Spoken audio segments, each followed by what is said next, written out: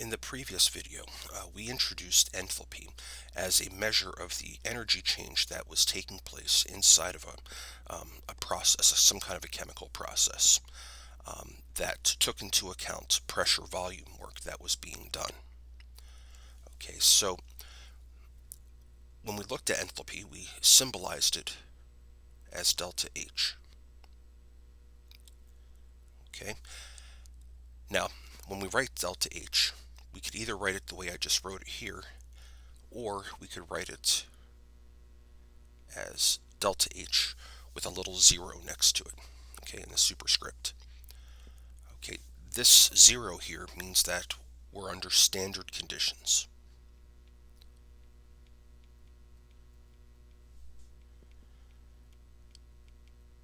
Okay, and standard conditions as far as we're concerned here are 298 Kelvin,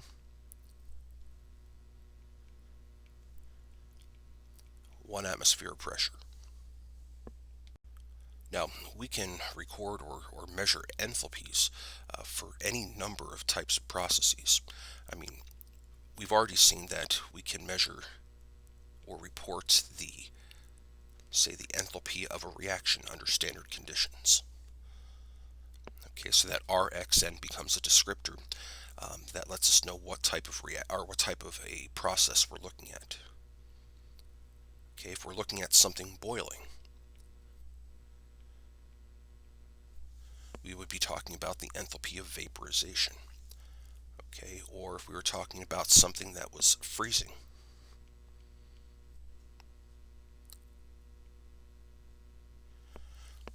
we would be talking about the enthalpy of fusion. And there's a whole bunch of different types of descriptors. Okay, like the enthalpy of solution, which is for cases when we're dissolving something. We can have the enthalpy of neutralization. You get the idea. There's a whole bunch of different ones out there.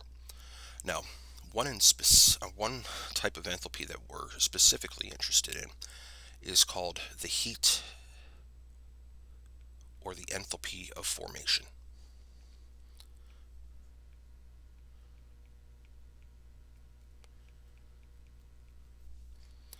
Okay, and we symbolize that as delta H with a subscripted F. And we're usually talking about enthalpies of formation under standard conditions. Okay, so we can call this the standard heat of formation. Now, by definition, the standard heat of formation is the enthalpy change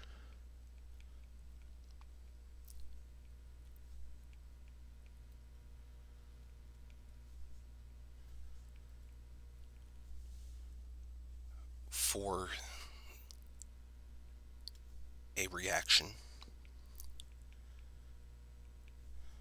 that generates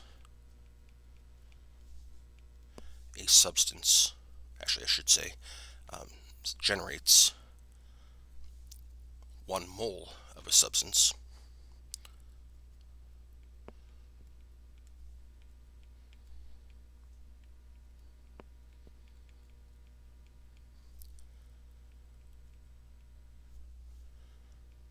from its constituent elements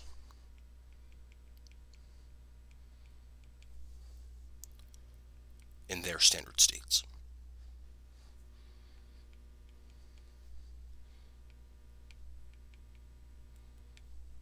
Okay, so this is just a type of reaction. It's just a very specific type of reaction.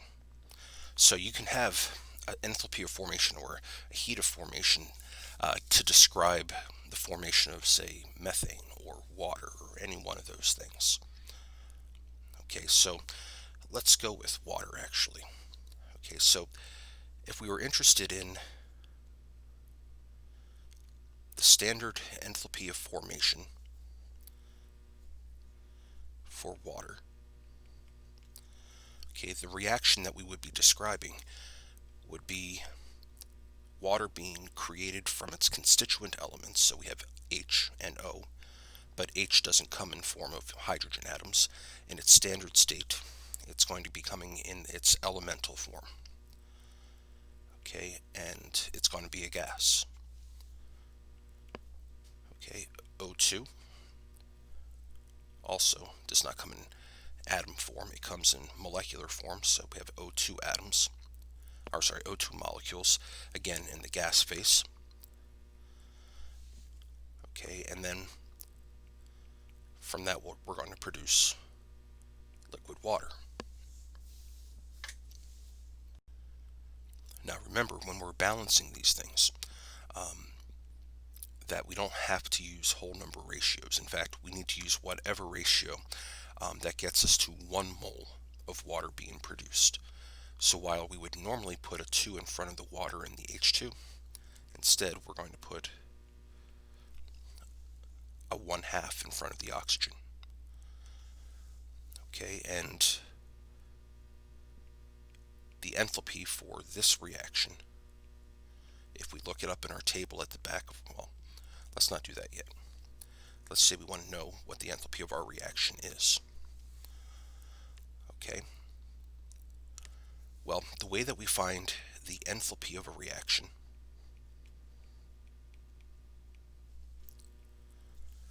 is going to be by looking at the sums of the enthalpy of formation of the products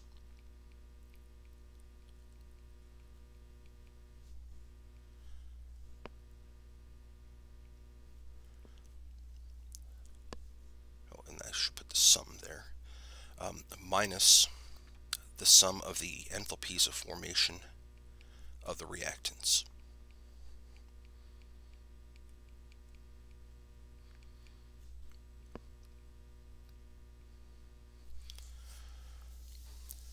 Okay, now what we can do is we can look in the back of the textbook at the thermodynamic data in Appendix 2, and we can find the enthalpies of formation for each one of these components. And what we'll find is that the enthalpy of formation for H2, oops, wrote that down wrong.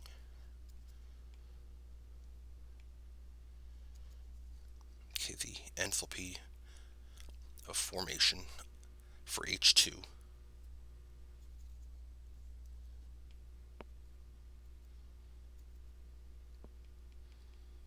there we go, finally, is going to equal 0 kilojoules per mole.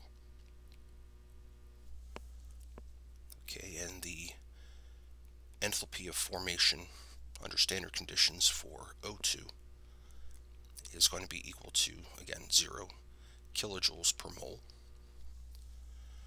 And the enthalpy of formation for water is going to be equal to negative 285.8 kilojoules per mole. Alright, so now we can set this up in our equation.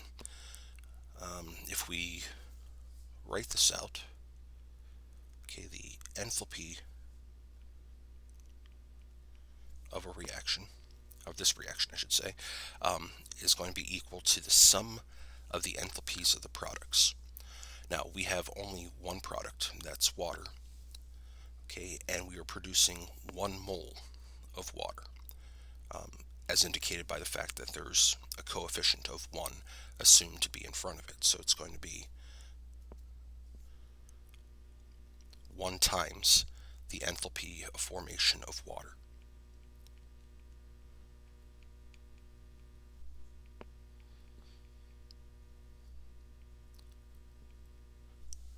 Okay, and then we'll look at the reactants. Okay, we have H2.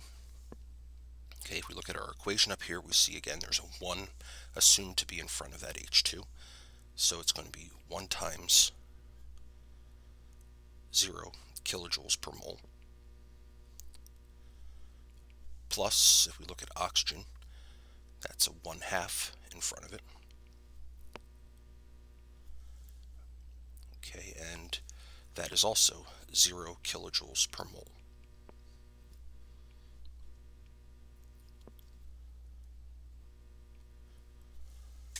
Okay, so as you can see, these terms go to 0. Okay, and what we're left with is 1 times negative 285.8. So we find that the enthalpy for the reaction is going to be negative 285.8 kilojoules per mole. Okay, now one thing that we should definitely look at here is this fact that we have H2 and O2 with an enthalpy of formation of 0 kilojoules per mole. And it seems like it's a coincidence, and it's not. We define the enthalpy of formation of any element in its standard state. So let me write this down here.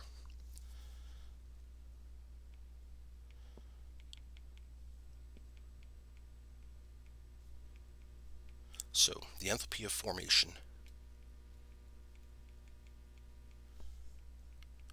of any element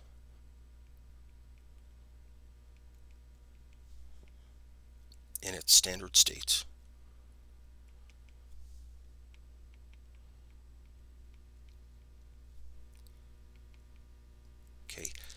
is defined. Emphasize defined here, because this isn't measured, it's just a rule that we made, kind of an arbitrary benchmark. Okay, and it's defined as being 0.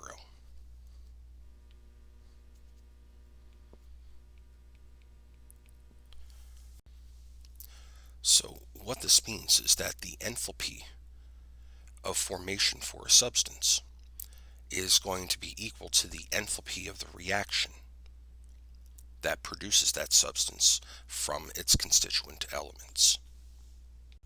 Okay, and we'll come back to that in just a little bit. But first, we need to start thinking about where do those numbers on that table in the appendix come from? Okay, where do we get these enthalpies of formation from? And it turns out that we can actually measure them. For some of them, we can measure them directly. Some we have to measure them indirectly. But either way, we need to make use of a very particular technique called calorimetry. Okay, and that's our next topic here. Okay, in calorimetry,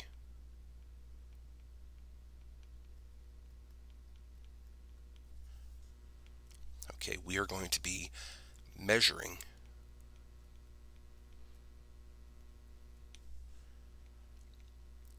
heat that is produced by a process.